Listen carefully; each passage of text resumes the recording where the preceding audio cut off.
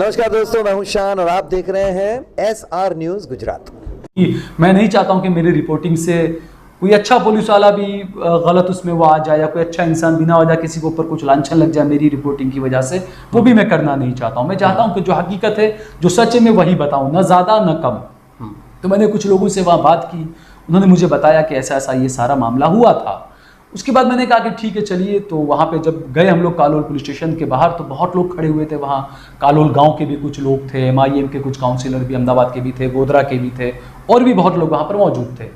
अब भाई एक पत्रकार होता है, वो जब भीड़ देखेगा तो उसका तो काम यही है कि वो माइक निकाल कर जाएगा, लोगों से बात करेगा। भाई मैं कालोल यहाँ से अहमदाबाद से इतना दूर 150-200 किलोमीटर मैं खड़े रहने के लिए, देखने के लिए तो गया नहीं था। जब मैंने देखा वहाँ पे लोग हैं, वहाँ पे काउंसिलर है, वहाँ के गाँव के लोग हैं, तो मैंने अपना माइक निकाला और मैं माइक निकाल के पुलिस स्टेशन की तरफ आगे बढ़ा। मैं तो मुझे अंदर नहीं जाने दिया SP साहब के पास। बोले नहीं, अंदर मीटिंग है, लोग जाकर मिल रहे हैं, ज्ञापन दे रहे हैं। तो मैंने कहा मैं जर्नलिस्ट हूँ, मुझे उसी का वीडियो चाहिए जो बात चल रही है, मैं एक वीडियो नंबर बना लूँगा। तो मुझे मना किया, बहुत भीड़ है अंदर, ये वो। बाकी जैसे तैसे मैं गेट तक जाके मैंने थोड़ा सा उनको रिक्वेस्ट करके मैं गया। मैंने छोटा सा गेट के ऊपर खड़े रहकर वीडियो बनाया कि SP साहब से बातचीत चल रही है लोगों की। उसके बाद जब मैं बाहर आया तो बाहर और भी बहुत लोग थे। कुछ लोग जो आए गोधरा से आए थे और अहमदाबाद के जो लोग थे, जब वो SP साहब से मिलकर आए, और गाँव के कुछ लोग थे। तो गाँव का एक वकील कोई लड़का था, तो मैंने उससे पूछा, क्योंकि वही सारी चीज़ों वहाँ पर मैंने देखा, अंदाजा कि यही कर। तो उनको पूछा मैंने क्या हुआ यहाँ पर, सारी चीज़ें आप मुझे तफसील से बताई। बोले मैं इस मामले में वकील हूँ और ये तमाम चीज़ें हुई है, क्योंकि मैं गाँव वालों से ही बात कर चुका था। और वही चीज़ मुझे वहाँ, तो 4-5 लोगों ने तमाम चीज़ें हुई थी ये। जब मैंने जैसे ही माइक निकालकर लोगों से बाइट लेना शुरू किया, पुलिस स्टेशन का जो गेट था वहाँ जगह थी, गाड़ी आ जा सकती थी आराम से, मैंने साइड में लेकर शुरू किया। अब जबकि कुछ चैनल हैं और मेन स्ट्रीम मीडिया के गुजरात के, मैं उनका नाम नहीं लेना चाहूँगा, लेकिन मेन स्ट्रीम मीडिया के चैनल के रिपोर्टर वहाँ पर मौजूद थे, लेकिन वो उनकी बाइट नहीं ले रहे थे, वो उनका इंटरव्यू नहीं ले रहे थे। क्यों नहीं ले रहे थे मुझे नहीं पता। हो सकता है कि शायद ऊपर से ऑर्डर आया हो कि भाई हमें एक ही तरफ का बताना है, दूसरी आवाज़ हमें बतानी नहीं है। और शायद हो सकता है मुझे लोगों ने इसीलिए ज़्यादा प्यार दिया कि मैं हर साइड को, इनकी साइड को, दूसरी साइड को भी ले आके दिखाता हूँ मैं। और ऐसा नहीं है कि मैं सिर्फ मुसलमानों के लिए मैंने रिपोर्टिंग की है।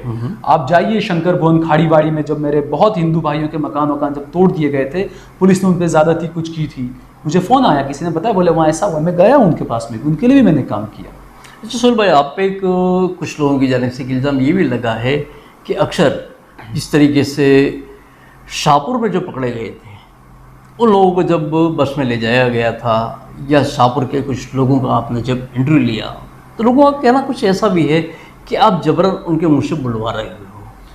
देखिए अजहर भाई, ये आप खुद, मेरा पुराना वीडियो YouTube पर मौजूद है, आप उस वीडियो में देखिए कि जब वो जो लोग थे, जो 27 लोगों को पकड़ा गया था, उनको बहुत बुरी तरीके से पीटा गया था, ये आरोप था। वो जब पुलिस स्टेशन से निकल कर आ रहे थे तो बाकायदा वो लोग लंगड़ा के चल रहे थे, वो लोग पैदल चल नहीं पाए। एक इंसान नहीं, सबके सब नहीं चल पा रहे थे वो लोग। और उस वीडियो में आप देखिए, उस वीडियो में एक बंदा ये बोल भी रहा है कि हाँ पुलिस ने मारा, उसने धीरे से कहा। तो मैंने उससे कहा जोर से बोलो, डर क्यों रहे हो आप जस्टिस के पास जा रहे हो, आप जज के पास जा रहे हो, वहां आपको बोलना है, बोलो आपको मारा या नहीं मारा है। तो भाई मैं तो पत्रकार हूं, मेरा काम है, मैंने ज्यादती क्या की। मैंने उनको पूछा कि आपको पुलिस ने मारा क्या? ये कोई बड़ा सवाल हो गया, ज्यादती का सवाल हो गया ये। तो क्या पूछूं उनको मैं? आप खुद, आप पत्रकार हैं, आप बताइए वहां पर क्या सवाल करना चाहिए मुझे। यानी इसमें कहने का मतलब एक ये भी है कि लोग जो हैं, आवाम जो है, वो जवाब देने में भी डरती है, और कई बार ऐसा भी होता है कि वो बोल तो देती है लेकिन उसके बाद में कुछ कॉम्प्रोमाइज़ वगैरह हो जाते हैं। ये बहुत अच्छी बात की मज़हर भाई आपने, क्योंकि मैंने अक्सर ये बात देखी है कि मुझे फ़ोन आते हैं, पुलिस ने मारा हमको, पुलिस ने ये। कि अभी एक बार ये हुआ था कि एक लड़का कोई था, ट्यूशन से आ रहा था, 2 लड़के थे, और मेरे ख्याल से 19-20 साल के लड़के होंगे दोनों। मुझे फ़ोन आया कि हम लोग सिर्फ 2 लड़के हैं, लेकिन पुलिस ने ज़बरदस्ती चालान जो किया उसमें बताया है कि हम ट्रिपल सवारी थे। तो मैंने उससे फ़ोन पर पूछा, बेटा तू श्योर है तू ट्रिपल सवारी नहीं था, तुम लोग 2 ही थे? तो उसने कहा चाचा मैं अल्लाह की कसम खाता हूँ, मैं काबे शरीफ की कसम खाता हूँ, हम 2 ही थे हम लोग। तो फिर मैंने उसको बताया, मैंने कहा देख वहाँ पर CCTV कैमरे भी लगे होंगे, बराबर, तो अगर ट्रिपल होगा तो आएगा उसमें, बात याद रखना। बोली चाचा मैं पूरा यकीन के साथ कहता हूँ डबल सवारी थे। मैं इसीलिए मैं कहता हूँ मतलब मैं हर जगह पे जाता भी नहीं हूँ। अब कोई कहेगा कि मास्क बिना मेरे को पकड़ के पुलिस ने मारा तो मैं नहीं जाऊँगा। क्यों नहीं पहना मास्क? अब कानून है ना, आप मास्क पहने ना, आप क्यों नहीं पहनते हो आप मास्क? बिल्कुल भाई आप कर्फ्यू भंग करके आप बाहर क्यों नहीं करो? बहुत ज़्यादा ज़रूरत है तो समझ में आता है, तफरी करने निकलना चीज़ें तो गलत है। तो मैं ऐसे ही कहीं जाके खड़ा भी नहीं जाऊँ, मुझे श्योर होता है कुछ तो वहीं मैं खड़ा रहता हूँ। आप जो बता रहे हो कि आरोप जो लगते हैं और जो कॉम्प्रोमाइज़ जो कर लेते हैं उसमें देखिए जब मैं गया वहाँ पर, मैंने बात की जो पुलिस वाले थे उनसे, मैंने कहा भाई अपने टेबल इसमें कैसे लिख के दिया आपने? तो बोले वो तो आगे सबको पुलिस वाले ने बताया उसने। तो मैंने बोला बुला के पूछो उसको कि ट्रिपल था या नहीं। तो डिस्टर्ब वाला था कोई, तो डिस्टर्ब वाला आया, उसने बोला हाँ ट्रिपल था ये। तब मैंने कहा चलिए, और बाकायदा मैंने पुलिस वालों को वहाँ कहा, मैंने कहा चलिए आप जो कहेंगे वो मैं करने के लिए तैयार हूँ, इस सीसीटीवी के फुटेज में आप बता देंगे लड़का ट्रिपल सवारी था। बराबर। तो उसके बाद में वहाँ पे जो थे इंचार्ज, उन्होंने कहा हाँ ठीक है लाओ हम इसको चेक देते हैं। तो मैंने उनका अपने से ले लिया। मैंने कहा नहीं चेक नहीं दूंगा मैं। और मैंने उस लड़के से कहा बेटा तेरे पापा को फोन कर और बोल आकर केस करो, गलत धारा पुलिस ने लगाई कैसे ऐसे। बराबर। और ये मैंने क्या गलत किया इसमें? भाई मैं ये चाहता हूं कि जो सिस्टम में जो बड़ा जो गैप है, जो जहां पैसा भरा जाता है उसको खत्म करना है ना। बिल्कुल। अब ये अगर वो पुराने ढर्रे पे सब चला आ रहा है तो इसे लोग चलाते रहते हैं कि चलने दो। तो मैंने सोचा कि थोड़ा सा लोगों को बूस्ट करें, लोगों को थोड़ा बेदारी लाई और लानी चाहिए बेदारी लोगों में कि क्या सही है क्या गलत है, आपको सच के लिए खड़ा रहना चाहिए। उस लड़के ने कहा कि ठीक है मैं अपने पिता को बुलाता हूँ। उसने अपने पापा को फ़ोन किया, उसके पापा आए भी कि हाँ केस करते हैं अपने, चलो केस करेंगे अपने। मैंने कहा देखो हिम्मत है, लड़ना पड़ेगा। मैंने कहा आपको सारी तरफ से डराया जाएगा, धमकाया जाएगा, आपका बिजनेस हर तरह से आपको किया जाएगा, जो भी आप देख लो। हाँ केस करना है। अब उसके बाद में फिर उन्होंने कहा कि नहीं पीआई साहब से मेरे कोई दोस्त की जान पहचान है, वो जाएंगे और छुड़वा के जाएंगे, हो गई है हमारी बात, हो गई है, उनसे केस नहीं करना, मेरी तो फैक्ट्री है और मेरी फैक्ट्री पे परेशानी आ जाएगी। तो ये तो डर है लोगों के अंदर। तो मैं तो उन लोगों से ये कहना चाहूँगा कि भाइयों प्यारों, थोड़ा अल्लाह पर भी यकीन रखो, थोड़ा ईश्वर पर भी यकीन रखो, वो आपका धंधा बंद करा देंगे। और देखिए होता यही है मजहर भाई कि आपके कुछ काम अपने कुछ गलत कर रहे हैं अगर, तो फिर जिससे आप कुछ गलत काम कर रहे हैं, आप पुलिस को हफ्ता दे रहे हैं, आप पुलिस को पैसा दे रहे हैं, आप किसी अधिकारी को पैसा दे रहे हैं, रिश्वत दे रहे हैं, कुछ भी आप कर रहे हैं, एंड ऑफ द डे ये होता है कि आप पैसा देकर भी उनकी निगाह में आप गुनहगार हैं, आप मुजरिम हैं। पैसा देने के बाद भी आपके ऊपर तलवार लटकी है। दूसरा, इसकी वजह से कभी हक बोलने का मौका आएगा आप नहीं बोल पाएंगे क्योंकि आप उनके दबके रहेंगे। आपको अच्छा, कुछ आप बोलने पर पता है। शुल भाई एक चीज़ और भी सुनी जाती है कि आप किसी एक मखसूस पार्टी के साथ में कुछ ज़्यादा ही हमदर्दी दिखाते हैं। नहीं ऐसा तो नहीं। आप बताइए किस पार्टी के साथ में क्या हमदर्दी? मैं जर्नलिस्ट हूँ, मैं कांग्रेस के नेताओं की भी मैं इंटरव्यू करता हूँ, मैं MIM के नेताओं के इंटरव्यू भी करता हूँ, बीजेपी के नेताओं के इंटरव्यू के लिए मैं कॉल करता हूँ, वो मुझे टाइम ही नहीं देते हैं, पता नहीं क्यों नहीं देते हैं, वो अल्लाह बेहतर जानता है। तो मैं किसी पार्टी से मुझे कोई मतलब नहीं है। आप देखिए इंटरव्यू भी आप देखिए, चाहे किसी भी पार्टी के नेता का कुछ भी इंटरव्यू होता है, मैं बेबाकी से अपने सवाल करता हूँ, मैं जवाब उनको जो देने हो दें। अच्छा, फिलहाल देखा जाए एक बात और कि जो विधानसभा के इलेक्शन सामने आ रहे हैं उस पर आपका क्या नज़रिया है? नज़रिया तो ये है कि हवा में जो बातें चल रही है मार्केट में कि 100 सीटों पर MIM लड़ेगी, बीजेपी का क्या होगा, कांग्रेस का क्या होगा। देखिए मजहर भाई 2007 के बाद के आप जितने भी चुनाव के नतीजे देखे 2007 से और उसके बाद से बीजेपी की लगातार सीटें कम हुई है। लगातार 2007 में भी कम हुई, 2012 में भी कम हुई, 2017 में भी कम हुई, क्योंकि कांग्रेस अच्छा परफॉर्मेंस कर रही है, इस बात को आप मान के चलिए। दूसरा, गुजरात में शुरू से ये रहता है कि दो पार्टी का रहता है। जिस तरीके से आपने भी कांग्रेस की जो बात कही, इसी पे मैं कहना चाहूँगा कि जिस तरीके से आज जो है वो कॉरपोरेशन में वैसे देखा जाए तो मुस्लिम सीटें ज़्यादा है, लेकिन उसके बावजूद भी शिक्षण डिपार्टमेंट जो दिया गया है वो किसी एक नॉन मुस्लिम की जो 12वीं क्लास पास है उसे दिया गया है, जिसे लेकर काफ़ी आज कॉरपोरेशन में हंगामा भी हुआ है। बिल्कुल बिल्कुल। इस पर आप क्या कहेंगे कांग्रेस में खास? देखिए ये जो आपने मुझे कहा कि किसी ख़ास पार्टी के लिए आपकी हिमायत ज़्यादा रहती है, तो देखिए शिकायतें तो हर एक से होती है। और मैं जो लोग राहुल गांधी को पप्पू कहते हैं तो मैं वो बंदा हूँ, मैं साफ कहता हूँ कि ही इज़ नॉट पप्पू, वो पप्पू नहीं है, वो बहुत समझदार नेता हैं और आने वाले टाइम के हीरो भी हैं राहुल गांधी, ये भी मैं कहता हूँ साथ में। लेकिन कुछ कमियां भी रही है कांग्रेस पार्टी की, ये सभी को पता है, आप भी जानते हैं और सब जानते हैं, जो हमारे दर्शक होंगे वो भी सब जानते हैं इस बात को कि कमियां बहुत रही है कांग्रेस पार्टी में। अक्सर ये होता है और ये आरोप हमेशा कांग्रेस पे लगे हैं और ये लगते रहेंगे कि जो नुमाइंदगी दी जानी चाहिए मुसलमानों को वो नहीं दी जाती है। जैसा आपने कहा कि 12 अच्छा सिर्फ ये आरोप नहीं है, ये हकीकत है। ये हकीकत है, बिल्कुल बिल्कुल हकीकत है। आप एक तरफ बात करते हैं कि हम सेक्युलर हैं, हम सेक्युलर छवि को बताते हैं, दूसरी तरफ आप कहते हैं कि मेरे पापा का ख्वाब था राम मंदिर बनना, दूसरी तरफ सोने की ईंट भिजवाते हैं, आपकी आस्था वहाँ से, ठीक है।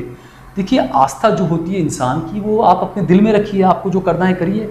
आप उसको मार्केट में लाकर दिखा रहे हैं, आप जानबूझकर एक ख़ास समुदाय को अपने पक्ष में करने के, एक समुदाय को नाराज़ कर रहे हैं, आप कभी सॉफ्ट हिंदुत्व का आप चोला पहन रहे हैं, ये चीज़ें तो गलत है ना। आप एक अब या तो आप कह दो आप भाई सॉफ्ट हिंदुत्व का रास्ते पे जाना। एंटनी कमेटी ने 2014 के इलेक्शन के हारने के बाद एंटनी कमेटी ने रिपोर्ट दी और ये कहा कि कांग्रेस पार्टी को सॉफ्ट हिंदू की तरफ जाना चाहिए। क्या होता है सॉफ्ट हिंदू? भाई अब जब बीजेपी हार्डकोर हिंदू है तो सॉफ्ट हिंदू को कौन उठाएगा, कौन हाथ लगाएगा? आप कहते हो आप सेक्युलर पार्टी हो तो आप सॉफ्ट हिंदू पे किस तरीके से जा रहे हैं आप? तो आपकी तो मैं तो अब भी कहता हूं जो कांग्रेस की बची कुची भी जो 40-50 सीटें भी जो आती है वो मुसलमानों ने इज्जत बचा के रखी है उनकी, उसी वजह से वो पार्टी की सीटें इतनी आ भी रही है। अच्छा, एक चीज़ और बताइए सोहेल भाई कि आप जो है वो अहमदाबाद में रहे हुए हैं, दिल्ली में ज़्यादा रहे लेकिन अहमदाबाद की पैदाइश तो आपकी है। बिल्कुल। जैसा मीम के आने के बाद कांग्रेस में जो गर्मी आई है मुसलमानों में खासकर, वो गर्मी पहले नहीं थी। इस बात को आप मान रहे हो? बिल्कुल मानते हैं इस बात को उस टाइम, क्योंकि देखिए वही बात है ना, जैसे आपने मेरी शुरुआत में जब बात कही, जब मैंने कहा कि लोग चाहते हैं हम कुछ करें, हम कुछ कहें, लेकिन पहल करेगा कौन? अब बताइए इससे पहले कौन बोल रहा था? अब ओवैसी साहब ने जब बोलना शुरू किया तो ठीक है, अब भाई मीडिया भी टीआरपी देखता है ना। मीडिया क्यों ओवैसी साहब के पास पहुंच जाता माइक लेकर?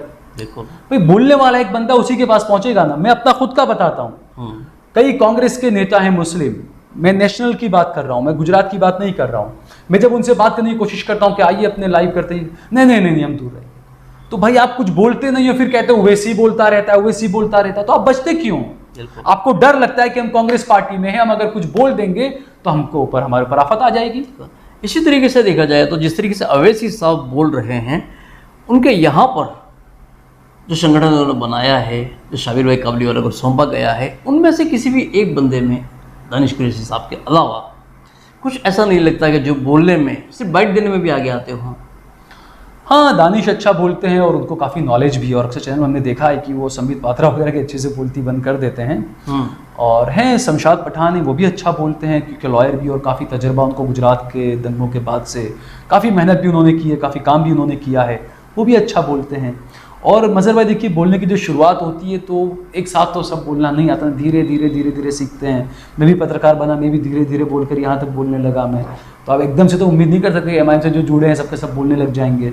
इसमें हाँ ये अच्छा है कि आप एसडीपीआई का मुझे देखा जाए तो जिस तरीके से कई कॉरपोरेटर जो हैं वो पहले कांग्रेस से जीत कर भी आए हैं, वो लोग भी हैं, जैसे खादीवाला साहब की बात करें और भी कॉरपोरेटर की बात करें, रफीक शेख हैं, खादीवाला साहब हैं, मुश्ताक खादीवाला। तो ये लोग तो जो हैं वो एक्सप्रेशन वाले हैं।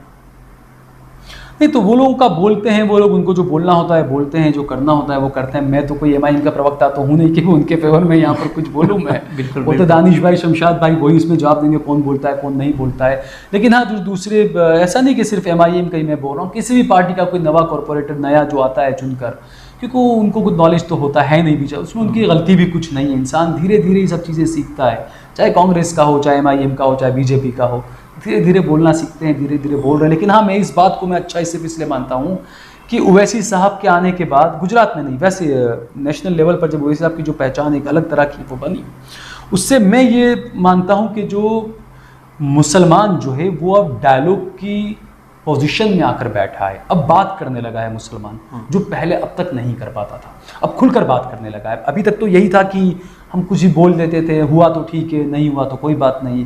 कांग्रेस भी हल्के में ले रही थी कुछ बातों को कि भाई मुसलमान जाएगा तो जाएगा का, हमारे पास ही आएगा ना। और हकीकत भी ये बात है कि कोई ऑप्शन नहीं था। और वैसे देखा जाए तो आरएसएस किया और सारे हैं तो सारे एक ही चट्टे बट्टे के, क्या कांग्रेस में आरएसएस वाले नहीं है? अगर नहीं होते तो राहुल गांधी जी को क्यों कहना पड़ता कि सारे आरएसएस वाले निकल के भाग जाओ?